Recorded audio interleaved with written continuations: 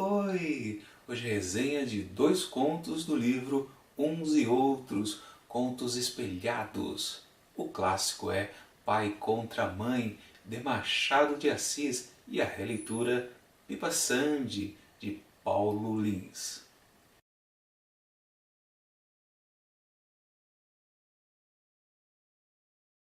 A alegria era comum aos três. O casal ria a propósito de tudo.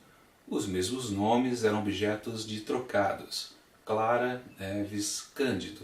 Não davam que comer, mas davam que rir, e o riso digeria-se sem esforço. Ela cosia agora mais. Ele saía a empreitadas de uma coisa e outra. Não tinha emprego certo. Nem por isso abriu mão do filho. O filho é que, não sabendo daquele desejo específico, deixava-se estar escondido na eternidade. Um dia, porém, deu sinal de si à criança. Varão ou fêmea, era o fruto abençoado que viria trazer ao casal a suspirada ventura. Esse é um trecho ali pelo meio do conto Pai contra Mãe de Machado de Assis, e vocês já devem ter percebido que esse texto já foi resenhado aqui no canal num outro projeto, nos 100 melhores contos brasileiros do século. Então, aqui eu não vou repetir tudo aquilo que eu já falei, e vocês podem conferir no link aqui em cima do que se tratava este conto do Machado de Assis. Para começar, vale a pena falar do que eu tenho repetido muito aqui neste projeto deste livro de releituras. Sempre me incomodou a opção desses primeiros autores que a gente já viu. Esta é a sexta resenha de duplas. Todos eles pegaram a situação inicial do conto clássico e apenas trocaram o ponto de vista do protagonista narrador. O que para mim soou como muita falta de originalidade. Na minha opinião, um escritor apenas chover no molhado não é exatamente algo muito atraente, principalmente quando a gente lê um texto clássico que realmente é muito bom e você parte para a releitura e percebe que é apenas mais ou menos. Então eu sempre fiquei torcendo para que os textos restantes, as duplas restantes aqui do livro, tivesse alguma coisa mais interessante para a gente poder ler. Coisas diferentes, sair daquela situação clássica, com novos personagens principalmente. E, finalmente, aconteceu aqui nessa reescrita de Paulo Lins em cima do texto original de Machado de Assis. Ele realmente partiu para algo bem diferente, e talvez ele tenha até exagerado. Nesta versão de Paulo Lins temos dois personagens que não estão se falando muito, Aloísio e Rafael, respectivamente pai e filho, onde na verdade é o filho que evita falar com o pai, rugas do passado. Quando então surge a presença da mãe de Aloísio e portanto a avó de Rafael, ela consegue que os dois se dirijam para a casa do neto e conversem um pouco ali na hora do cafezinho. E aproveitando essa pequena reunião familiar, a senhora tratou de dizer ao jovem sobre os seus antepassados, mais especificamente sobre Pipa Sandi, que dá nome à releitura, que era um negro que vivia lá na África, um negro livre, mas que facilitava o tráfico de negros para o Brasil. E que porventura, nessa pequena história que a avó reconta ao neto, ele sofreu um pequeno revés, pois o seu próprio filho, que também era livre, foi raptado por um dos navios negreiros e mandado para o Brasil como escravo. Pois então Pipa Sandi tratou de revidar o que aconteceu com a sua família. Mas eu paro de contar a história por aí, porque senão estraga a experiência de quem ainda pretende ler este conto. Mas só com esse pequeno começo já dá para perceber claramente que Paulo Lins apresentou uma história completamente diferente daquela de Machado de Assis, o que era o que eu estava esperando.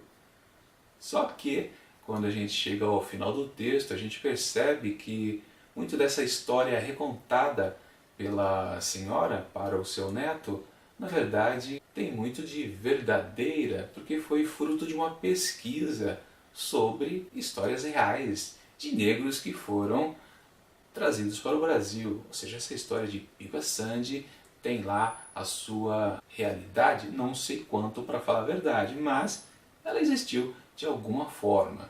Então, Paulo Lins também está fazendo um reconto dentro de outro. Agora fica a questão, será que Paulo Lins se distanciou demais do conto original para fazer a sua releitura?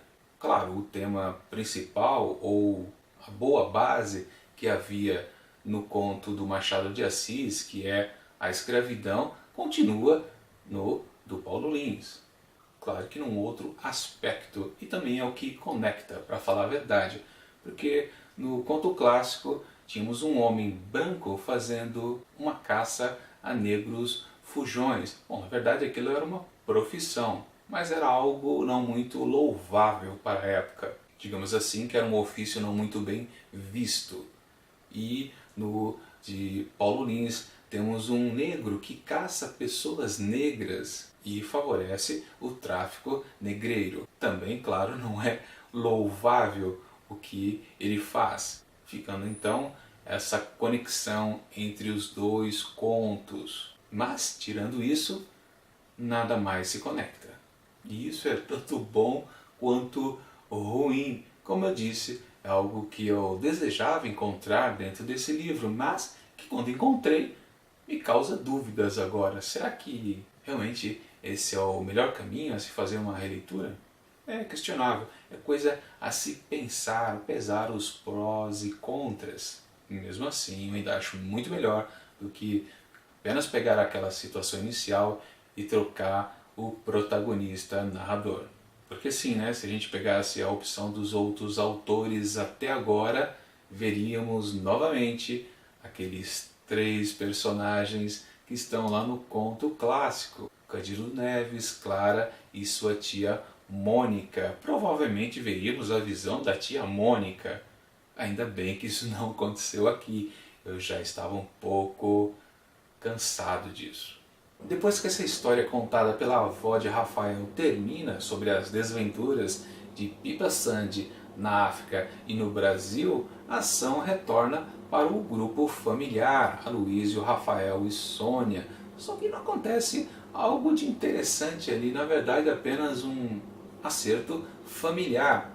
Pai e mãe, ou pai e filho, se acertam e ficam por isso mesmo. Não há nada demais, não há nada de surpreendente. Basicamente, essa parte inicial e a parte final é só uma aba para dizer sobre Pipa Sandy, ou seja, o grosso principal, o que é válido a se destacar é sobre a história desse ancestral deles. Eles mesmos não importam. Minha avaliação dos contos, bom, eu não tenho por que mudar a minha opinião inicial sobre Pai contra Mãe de Machado de Assis, então continuo com a minha nota, 5 asteriscos. Já para a releitura de Paulo Lins, Pipa Sandy, eu fico meio na dúvida se gostei ou não. Sim, a originalidade foi boa, mas também ele se valeu de coisas que não eram exatamente dele, pois há uma pesquisa histórica ali sobre algo ocorrido de verdade, sobre o tráfico negreiro. E como eu também considerei que ficou um pouco distante demais lá do classicão, do Machado, eu atribuo 3,5 asteriscos. Bom, é isso. Semana que vem, na quinta-feira, mais uma dupla do livro Uns e Outros Contos Espelhados, e será sobre um clássico de Katherine Mansfield. Enquanto o vídeo não chega, curta este daqui e assine o canal. Isso vai ajudar bastante para que o Mantado de Livros cresça mais um pouco. E até mais!